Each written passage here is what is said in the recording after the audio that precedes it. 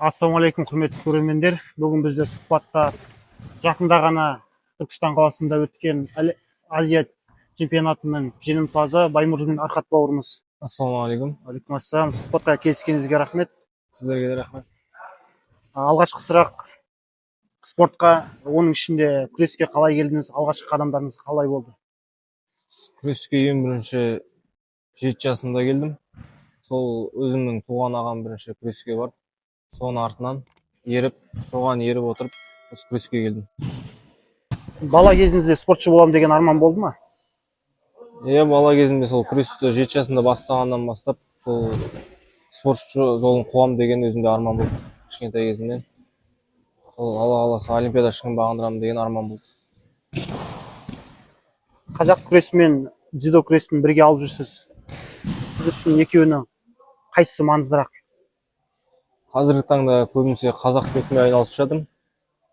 Дзюдо күресінде ең кіші салмақ 60 кг. Мен салмағымға сол салмаққа жетпей тұр. Сол себепті қазақ күресімен айналысып жатырмын. Негізі екеуі де маңызды, бірақ дзюдо күресінде олимп шыңын бағындырсам деген бала кездегі арман бар. Сол дзюдо күресі ғой. Дайындықтан тыс уақыттағы салмағыңыз қанша ол? Дайындықтан тыс уақытта салмағым 58-57 сондай. Жарысқа шығар алдында салмақ қуу ондай болмайды ғой сізде? Қатты. Жарысқа шығар алдында 55 кг салмақ ондай қатты қуу болмайды. Просто придержка болып, кішкене тамақ азайтып, солай өзім ұстасам түседі ғой. Ең алғашқы жеңісіңіз есіңізде ме? Болса айтып өтсеңіз. Ең алғашқы сол Арқалық қаласында 2011 жылы қойдым. 3-ші орынға ие болғам осы Арқалық қаласында. Қалалық жарыс па? Қалалық жарыста 3-ші орынға ие болғам. Ең алғашқы жаттықтырушыңыздың есімі? Ең алғашқы жаттықтырушым Булатов Алтынбек ағай. Сол кісіге келгем, ағам да сол кісіге болған. Мен сол Алтынбек ағайға келдім ең бірінші. Алтынбек ағай осында Арқалықта ғой? Алтынбек ағай осында. Күрестегі ең қиын сәттер болды ма? Жарыста болсын, соларды айтып өтсеңіз. Күресте ең қиын сәттердің сол бірі салмақтың жетіспеушілігі болды ғой. Сол салмақтың жетіспеушілігі, көп жарыстарға шықпай қалып, күресті қойсам ба деген ойлар болып, сол сәттер қиын болған. Қатты жарақат алып, ондай ештеңе болған жоқ па? Мойнынан жарақат алдым. Күрес барысында сол жарты жылдай емделіп, сонымен қайтып оралдым ғой. Ол қиындықтардан қалай өттіңіз? Не себепші болып күресті ары қарай жалғастыруға? Ол өзім бала кезімдегі арманым спортшымен болу болғасында, сонымен шыдамдылық танытып, ары қарай жалғастыруға тура келді ғой. Спортшы үшін ең басты қасиет не деп ойлайсыз? Ең басты қасиет сабырлық деп ойлаймын. Сабырлық, шыдамдылық. Бәріне шыдап, қиындықтарға төтеп біле берсе, бәрі болады деп ойлаймын. Бап шаба ма дейді ғой, сізде көне бақ па әлде бап па шапқан? Қыл жағым. Мен екеуі де қатар жүр деп ойлаймын, екеуі де. Осы сәтте бақ та, бап та екеуі де қатар шауып жатқан сияқты. Кез келген спортшының жеңіспен бірге жеңіліс қатар жүреді. Бір үлкен бір жарыстарда жеңіліп, сағын сынған кезде қайтпай сол спортты жалғастыруға не себеп болды? Қандай күш болды? Әлде үйдегілердің, ата-ананың бір қолдау білдірген сөзі болды ма? Ата-анам да жеңілген сәттер болады ғой, әрине. Сол кездерде айтып, сынба, мойыма деп, әлі де күресесің, әлі де жарыстарда ұтасың деп. Түрлі адам, әрбір адам ұтылып тұрады ғой жарыста, бәрібір любой адам. Сынба, мойыма деп, ары қарай тренингін жаса деп, сол әке-шешем де қолдап тұрады. Солардың арқасында осы қайтып келіп тренингін жасап, ары қарай жарыстарда ұтуға тырысамыз. Өйткені көп жастар, балалар деп айтсақ та болады, спортты бастаған кезде алғашқы сәттерінде жарыстарында жеңіліс табады да, сосын спортты қойып кетеді. Сондай жастарға бір өзіңіздің бір кеңесіңіз, насихатыңыз болса? Сол айтарым, шыдамдылық қой ең бастысы. Сынбау керек. Қанша ұтылып жатсаң да өз тренировкаңды істей беру керек. Өз еңбегіңе қарай бәрі келеді ғой негізі. Шыдамдылық таныта білсең, еңбегіңді жемейді ғой. Сізде спорттан спорт шебері деген атақтар бар ғой, Иә, иә. қандай? Халықаралық дәреже, қазақ күресінен сол халықаралық дәрежедегі спорт шебері. Дзюдо күресінен Дзюдодан кандидат мастер спорта. спорт шеберіне үміткерсіз ғой, иә? Алдағы олимпиадаларға қатысам деген жоспар бар ма? Дзюдо Алла күресінен. қаласа, иә, дзюдоға ауысып олимпиадаға қатысам деген жоспар бар, арманымыз бар, мақсатымыз. Әлі кеш емеспіз. Әлі кеш емес. Сіз үшін тәртіп пен еңбек қаншалықты маңызды? Өте жоғары маңызды. Ең бірінші спортта тәртіп болған дұрыс қой негізі. Ағайынды сыйлау, тыңдау, тренировкада, жарыста өз-өзіңді қалай ұстау керек, тәртіппен бәрін. Тәртіпсіз ештеңе болмайды ғой негізі. Тәртіпке бағына білу керек. Спорттан тыс немен айналысасыз, әлде өзіңіздің жеке жұмысыңыз бар ма? Жеке жұмысым жоқ, спорттан тыс сол үйде, үй шаруашылығы ғой. Жер үйде тұрамын, өзім сол үй шаруашылығымен айналысамын. Былай қосымша өзіңіздің кәсібіңізді атқарып жатқан жұмысыңыз жоқ қой, иә? Жоқ, мен қазір өзім оқып жатырмын осы Ақкөл қаласында. Университетте оқып Иә, жатырсыз. университетте. Дене шынықтыру Дене шынықтыру пәнінде. болашақта бір 10-15 жылдан кейін өзіңізді бапкер ретінде көре аласыз ба? Бапкер ретінде дейсіз ба?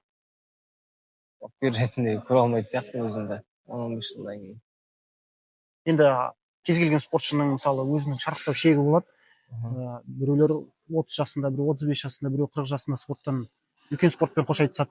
Содан кейін сол кейбіреулер жаңағыдай бапкер болады, кейбіреулер өз кәсібімен айналысады деген сияқты. Иә, ол спортты қойғаннан кейін негізі бапкер болу ойда жоқ. Ары қарай бір кәсіппен бір нәрсемен айналысу. Азия чемпионы атанған сәттегі қандай сезімде болдыңыз?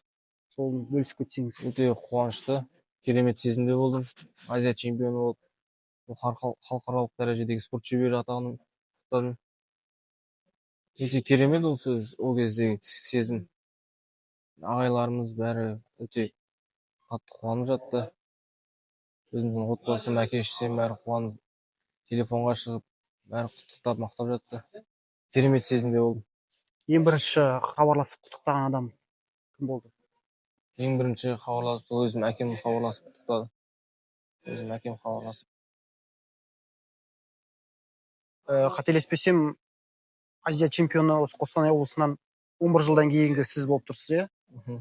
Иә, 2014 жылы шыққан соңғы рет Қостанай облысынан. Сосын Қазақстан Республикасының чемпионы 7 жылдан кейін сіз болып тұрсыз, иә?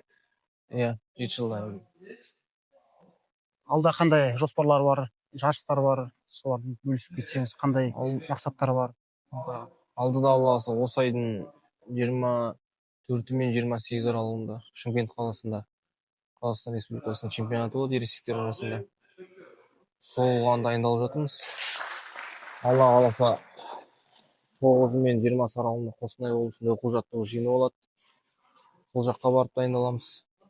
Қазақстан чемпионатын сол Шымкент қаласында болатын жеңіп, келесі жылы Алла қаласа әлем чемпионатына жолдама алу. Ол қазақ күресінен ғой, иә? Иә, қазақ күресінен. Спортпен айналысам деген жастарға өзіңіздің кеңесіңіз, ақыл ойыңыз? Спортпен айналысқан дұрыс деп ойлаймын негізі. Негізі адам өз-өзін жеңгісі келсе, сол спортпен айналысқан дұрыс деп ойлаймын. Әр салада болсын, бір жұмыс бастасаң да спортпен айналыссаң, адам өз-өзін жалқаулықты жеңе біледі ғой негізі. Спорттың адамға ең беретін ең үлкен пайдасы? Ең үлкен пайдасы сол өзіңнің адам нәпсісі болады, соны жеңе білу деп ойлаймын. Ең бірінші өзің нәпсіңді жеңіп, өз-өзіңді қайрап, алдыға қарай ұмтылу. Жалқаулық жеңу дейсіз ғой. Иә. Сіздің ойыңызша шын чемпион болу үшін не керек? Талант па, әлде еңбек пе? Негізі шын чемпион болу үшін талантында болған дұрыс әрине, бірақ негізі еңбек керек қой. Еңбек еткен адам әрқашан жеңеді ғой. Талантпен басында жеңеді, соңында бәрібір еңбек еткен адам жеңіп шығады ғой. Жарыс алдында өзіңізді қалай жігерлендіресіз? Жарыс алдында барынша жарысты негізі ойламауға тырысамын. Ойламай басқа нәрсеге көңіл бөліп, әуен тыңдап, музыка тыңдап, олай жарысқа барынша өз-өзіме қатты психологиялық тұрғыда өз өзіме алмай бос шығуға тырысамын. Кілемге шыққанда барып бүкіл ойыңызды сол жарысқа саласыз сондай, иә? Кілемге шыққан күреске. кезде ғана сол кезде бар ойды салып, жинақталып, қарсыласты зерттеп, солай жеңуге тырысамыз. Қарсыластарыңызды алдын ала бұрынғы күрескен видеоларын қарап олай зерттейсіз ба, әлде зерттемей шыға бересіз ба? Кейде болады енді былай күресіп жүрген балалармен кездесіп қалатын кездер болады.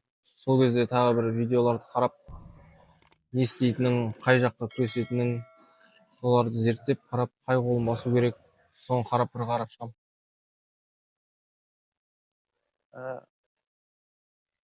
Осы Қуат Ахметов ағамыз деп айтамыз. Мысалы қазақ ММА-дің атасы дейді ғой бізде. Сол кісінің бір сөзі бар. Қазіргі спортшылар көбісі химияға отырып алған дейді. Соған өзіңіздің ойыңыз қандай? Кездесті ме сондай қарсыластар химияға отырып алған? Ондай қарсыластарды біле қоймадым. Біз өзімізде ондай химияға отыру деген жоқ. Негізі отырса да оны біле бермейміз ғой, оны ешкім айта қоймайды ғой. Сіздерде мысалы жарыс алдында тексеретін шығар, иә, сол химияға? Жарыс алдында тексереді ғой, иә. Ондай басқа жақтың балаларында біле қоймаймыз ғой, оны айта қоймайды ғой ешкім. Отырса да, отпаса да. Негізі ондай кездестіре қоймадым химияға отырған адамдар. Бос уақытта немен айналысқанды ұнатасыз? Хоббиіңіз болса? Бос уақытта футбол ойнап тұрам, компьютер ойнап тұрам, Counter-Strike балалармен барып атысып тұрам. Солай өткізем уақыттарым, бос уақыттарым көбінесе. Дайындықтан өзге уақытта кәдімгі демаласыз, рухани болсын, иә? Иә, дайындықтан бос уақытта кәдімгі кейде шаршаған кездерде жатып демалып аламын. Өзіңізге дейінгі қазақ спортшыларының қайсысын үлгі тұтасыз? Өзіме дейінгі сол Елдос Сметов ағамызды үлгі тұтамын. Өте мықты кісі. Өзінің соңына дейін шыдап, өзінің сабырлығының, еңбектің арқасында Қазақстанға ең бірінші дзюдо күрестен олимпиада алтынын алып келді. Сол кісіні үлгі тұтамын. Осы биыл Міржақып атамыздың 140 жылдығына арналған үлкен Торғайда той болды. Соған қатыстыңыз. Қалай өнер көрсеттіңіз? Той өзіңіздің көңіліңізден шықты ма? Сол той туралы бір бөлек, сосын күрес туралы бір бөлек айтып өтсеңіз. Иә, Торғай даласында Міржақып атамыздың 140 жылдық мерейтойы болды. Той өте керемет болды негізі. Барлық жағынан көкпар, атшабыс, күрес барлық жағынан өте керемет болды. Киіз үйлер тігіліп, әр жерден, әр өңірлерден көптеген киіз үйлер тігілген. Басқа жақтан келген спортшылар болсын, бәріне қонақ жайлықтарын көрсетіп, әрбір киіз үйден бөліп тамақтарын беріп отырды. Қаншама әншілер келді. Көптеген үлкен сыйлықтар тігілді. Жарыс өте жоғары дәрежеде өтті деп ойлаймын, мен өзіме қатты ұнады. Күрес жағына келетін болсақ, 55 кг салмақта жеңімпаз болдым. Әр жақтан да көптеген қарсыластар келді. Жарыс өте мықты болды. Аллаға шүкір. Финалда таза әдісімен жеңіске жетіп, жеңімпаз болдым. Керемет. Қанша қарсыласпен белдестіңіз? Торғайда 3 қарсыласпен белдестім. Қай өңірдің спортшылары? Бірінші белдесуімде Қарағанды қаласының спортшысымен белдестім. Және де екінші белдесуде Астана қаласының. Үшінші белдесуде Шымкент жақтан келген палуанмен белдестім. Және де төртінші ақтық кездесуде өзіміздің Қостанай облысының Әлшер Мұхамеджанов деген ағамызбен белдестім. Ол да осы залдан түлеп ұшқан? Иә, ол кісі де бұрындары осы залда дайындалған, осы залдан шыққан, өте мықты палуан. Сол жарыста ең есте қалған, ең қиын болған белдесу кіммен болды? Ең қиын болған белдесу сол Қазақстан чемпионатында ақтық бәсекеде қиын болды. Қарсыласым Қызылорда қаласының палуаны. Ең қиын болған сәттердің бірі сол болды. Нешеден неше есебімен болмаса? Жартылай жеңіс әдісімен жеңіске жеттім. Қарсыласыңызда қанша ұпай болды? Қарсыласымда ұпай болмады, мен жартылай әдіс ұпаймен сол қанша уақыт берілді сонша уақыт иә, күрестіңіздер ғой, иә. барынша күрестіп, соңына дейін күресіп жеңіске жеттім. Осы Азия чемпионатында келген уақытта қаламызда сізді күтіп алған кезде осы әкімшілік тарапынан ба әлде демеушілер тарапынан ба мысалы қаржылай сыйлық берілді, сол туралы айтып өтсеңіз, кім берді, кім? Иә, осы өзіміз арқалыққа келген сәтте бірден осы қайрат спорт кешенінің алдында жиын болды. Бәрімізді күтіп алу салтанатты кеш болды. Әншілер, бишілер келіп, әкімшіліктен 2 миллион қомақты сомада бізге бұйрық берілді, қаражат бөлінді. Және де бүгін өзіміздің университетте Арқалық қаласында тағы да күтіп алу рәсімі болды. Концерт, көптеген әншілер, бишілер келіп, концерт қойып, және де шапан жауып, тағы да ақшалай сыйлықтар берді. Сол берілген қаражатты не істедіңіз? Қандай жолға жұмсайсыз, болмаса отбасыңызға бересіз ба? Әзірге ол жайлы шеше қоймадым. Сол отбасыма жұмсап, және де өзіме керек жарақтарымды, спорт саласында керек жарақтарымды алсам деген ой. Сіздің осы өмір жолыңызда болды ма, мысалы бір жарыстарға бару керек болды өзінің қаражатыңызға, бірақ сол ақша қаражаттың жетіспеушілігіне байланысты бара алмай қалған сондай өкінішті сәттер болды ма? Ондай, Аллаға шүкір, бола қоймаған сияқты, есімде жоқ. Өйткені өзім ағайлар апарған жарыстардың бәріне барып жүрдім. Негізі осы қазақ күресі болсын, дзюдо күресі болсын, мемлекет тарапынан жол ақысын, бару келу, соның бәрін қаржыландырады ғой, өздерінің қалталарыңыздан шығарып барасыздар ма? Қаржыландырады. Бірақ та 2021 жылы дзюдо күресінен Қазақстан Республикасына өткен болатын. Сол кезде бір жағдай болған, иә, Кубок Европаға ақша бөлінбей бара алмай қалған кезім болған. Латвия қаласына ақша бөлінбей бара алмай қалған кезім болған. Сол жарысқа демеуші табылып, сіз барған кезде сол жеңімпаз болып келем деген сондай қазір ой бар ма? Мысалы, сол барған кезде жеңіп келетін едім. Сондай кішігірім өкініш бар, енді ой бар, сол кездегі барып жеңімпаз болып келетін едім деген ой бар. Ал негізі мысалы демеушілер, ағайын туыс, таныс кісілер, Архат, балам, бауырым, осындай жарысқа баруға қаражат керек болса берейін деген сондай демеушілер, ағалар болып тұра ма, әлде ондайлар кездеспей ма? Ондай қазіргі таңда өзіміздің үкіметтен ақшалар бөлінеді ғой. Ондай жалпы ол жағынан қазіргі кезде қиындықтар туындай қоймайды. Өзіміз белгіленген ағайлар айтқан жарыстардың бәріне үкімет ақша бөліп, жарыстарға шығып тұрамыз. Жаңа 2021-дегі жарысқа бара алмай қалдым деп жатырсыз. Сол кезде демеуші іздеп, ондай адам қарастырмадыңыз ба? Жоқ, ондай болмады, ондай қарастырылмады ешқандай. Демеушілер бұл сәтте өтіп кетті, өзі өтті кетті. Ешқандай өкініш жоқ дейсіз ғой? Қазір шүкір, Аллаға шүкір, иә, ондай өкініш жоқ. Қазақ күресінің дамуына қазір үлес қосып жүрген адамдар болса айтып өтсеңіз. Қазір бізде өзіміздің Қостанай облысында Тобыл Торғай тарландары деген үлкен клуб ашылды. Ол жерде осы қазақ күресімен күресемін деген барша спортсмендер, спортшылар бар өзіміздің Қостанай облысының. Ол жерде өзіміздің осы салдан шыққан, дайындалған Әбдуәлиев Мылтықбай деген ағайымыз, сол жердің вице-президенті. Сол кісі қазіргі таңда үлкен көмек беруде. Бізге күресемін деген спортшылардың бәріне өзінің қол ұшын аямай көмектесуде. Барлық жағынан өзің айтқан нәрселердің барлығын орындауға тырысып, витамин, жаңағы ақша, барлық жағынан шығам деген жарысқа шығарып, өзінің қол ұшын аямай созуда. Сол кісіге алғысым шексіз. Және де өзіміздің жаттықтырушыларымыз Ерәділов Азамат, Рыздық Сайлау деген кісілер, сол кісілер де өздерінің бар білгендерімен бөлісіп, бізді жаттықтыруда. Әр жаққа, көптеген Алматы, Шымкент жақтарына, оқу-жаттығу жиындарына барып тұрамыз.